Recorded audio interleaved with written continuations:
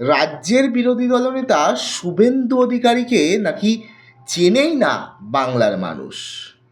বাংলার মানুষের কাছে নিজের পরিচয় দিতে হচ্ছে মমতা বন্দ্যোপাধ্যায়ের নাম নিয়ে। হ্যাঁ, ঠিকই শুনছেন, বিরোধী দলনেতা বিজেপি নেতা শুভেন্দু অধিকারী, যিনি রাজ্যের এ প্রান্ত থেকে এ প্রান্ত ঘুরে বেড়ায়, হিন্দু ঐক্যের কথা বলেন, যিনি জোটবদ্ধের কথা বলেন, যিনি মমতাকে হারানোর কথা বলেন, সেই শুভেন্দু অধিকারীকে রাজ্যের কোনো একটি অঞ্চলের বা কোনো একটি জায়গার বা কোনো একটি অংশের মানুষ তারা চেনেই না। আর শুভেন্দু অধিকারী নিজের পরিচয় দিতে হচ্ছে মমতা বন্দ্যোপাধ্যায়ের নাম করে।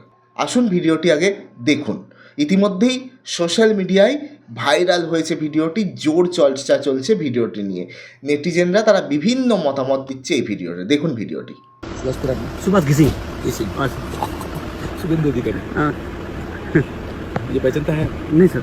लीडर ऑफ अपोजिशन कौन सा ममता सर? बनर्जीले हराएको नि हजुर उहाँले हराएको ओ। नन्दीग्राम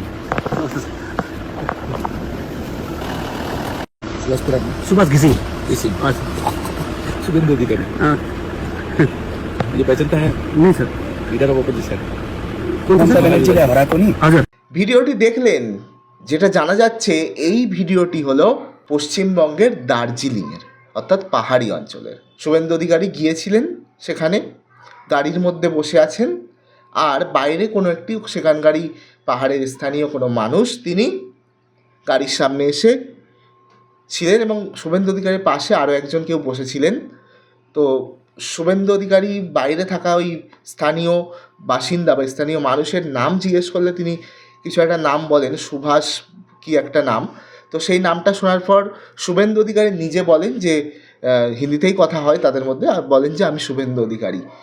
তারপর নিজে থেকেই জিজ্ঞাসা করে, জানতে চান যে আমাকে পেহচানতে হো, আমাকে জানো, চেনো? তখন বাইরে থাকা লোকটি বলেন না, চিনি না। পাশের লোকটি, শুভেন্দুর পাশে যে গাড়িতে বসেছিল, তিনি হঠাৎ করেই বলে ওঠেন, মমতা ব্যানার্জি কো জিনোনে হারায়া থা নন্দীগ্রাম মে, ওই ওই ওই।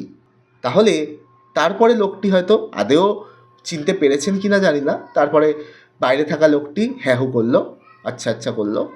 তো যাই হোক, তো সেটাই যে বক্তব্য।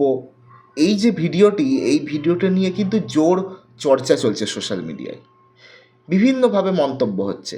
তৃণমূলের পক্ষ থেকে ব্যাপকভাবে প্রচার চলছে এই ভিডিওটি নিয়ে, যে দেখুন রাজ্যের বিরোধী দলনেতা, যিনি নিজেকে মমতা বন্দ্যোপাধ্যায়ের বিরুদ্ধে একমাত্র মুখ হিসাবে যিনি বিজেপির হয়ে লড়ছে, তৃণমূল কংগ্রেস প্রচার করছে যে দেখুন তাকে সামান্য দার্জিলিংয়ের মানুষ চেনে না।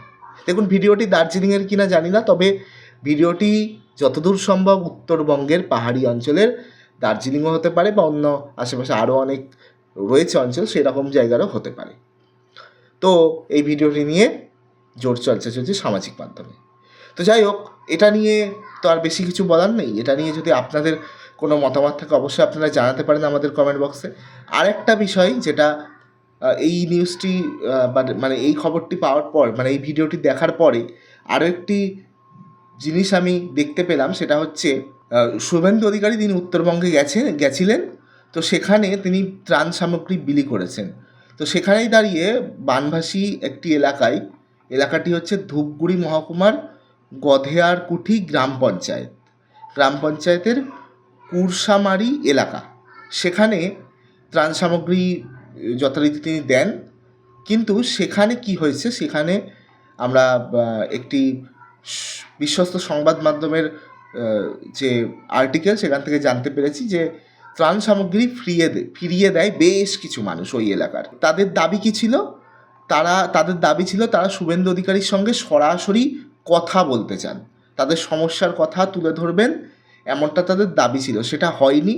তো তারা ক্ষোভে ত্রাণ সামগ্রী ফিরিয়ে দিয়েছে বলেই যেটা আমরা এই যে সংবাদ মাধ্যম সূত্রে জানতে পারছি।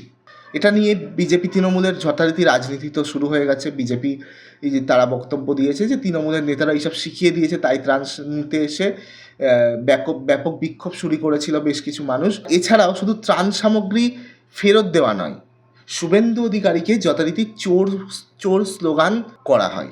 শুভেন্দু অধিকারী যখন এলাকায় আসে, এই মানুষগুলোর সাথে দেখা করেননি বলে অভিযোগ।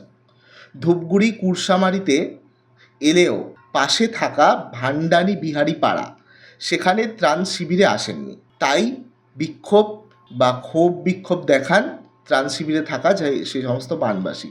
তারা চোর চোর বলেও স্লোগান দেন।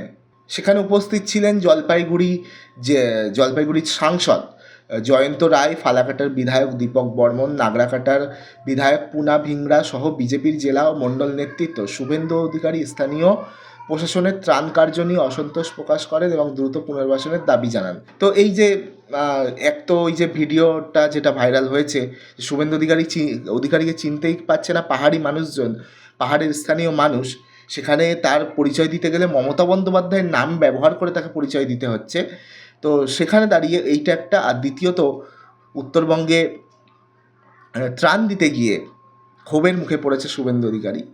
যদি শুভেন্দু অধিকারী ক্ষোভের মুখে পড়লেই একটা বিশেষ সম্প্রদায়কে দাগিয়ে দেন, কিন্তু এখানে তো যে নামগুলো রয়েছে বা এই যে সংবাদ মাধ্যমের যে সূত্রে নামগুলো যদিও আমি বলিনি, তো সেই নামগুলো থেকে কোনো মতেই এখানে কোনো বিশেষ সম্প্রদায় হচ্ছে বা তারা স্লোগান দিয়েছে বা সেই রকম হয়েছে সেরকম কিছু নয়। কিন্তু এখানে পাহাড়ি মানুষজনই স্লোগান দিয়েছে। তো এই সমস্ত ঘটনা দেখে উত্তরবঙ্গের যে জমি, বিজেপির তো একটা শক্ত ঘাঁটি ছিল উত্তরবঙ্গ, তো সেই বঙ্গে কি ধীরে ধীরে কমে আসছে বিজেপির দাপট? কারণ ইতিমধ্যে আপনারা জানেন যে উত্তরবঙ্গের মাদারিহাট সেটি তৃণমূল কংগ্রেস উপনির্বাচনে দখল করেছে। উত্তরবঙ্গের আরও লোকসভা নির্বাচনে উত্তরবঙ্গে ভালো ফলাফল করেছে তৃণমূল কংগ্রেস। আরও একটি খবর যেটি কিছুদিন আগে আপনারা অন্যান্য সংবাদ মাধ্যমে দেখেছিলেন, আমি ব্যস্ততার কারণে ওই খবরটি নিয়ে আসতে পারিনি আপনাদের সামনে, সেটি এখন ছোট্ট করে বলে দিই যে মাদারিহাট বিধানসভা কেন্দ্রে উপনির্বাচনে বিজেপির যিনি প্রার্থী ছিলেন, নাম সম্ভবত রাহুল লোহার, তো সেই রাহুল লোহার বিজেপির প্রার্থী তিনি কিছুদিন আগে কিন্তু তৃণমূল কংগ্রেসে যোগদান করেছে এবং 2026-এ হতে পারে উত্তরবঙ্গের কোনো অংশ থেকে তাকে আবার প্রার্থীও করে দিতে পারে তৃণমূল। তো সব মিলিয়ে বলা চলে উত্তরবঙ্গে কার্যত দিশাহারা হয়ে পড়ছে বিজেপি এবং 2026-এ এইভাবে চলতে থাকলে আগামী 2026-এ উত্তরবঙ্গে কিন্তু ব্যাপকভাবে খারাপ ফলাফলের দিকে যাবে বিজেপি এবং তৃণমূল কংগ্রেস তারা কিন্তু ফলাফল ভালো করবে।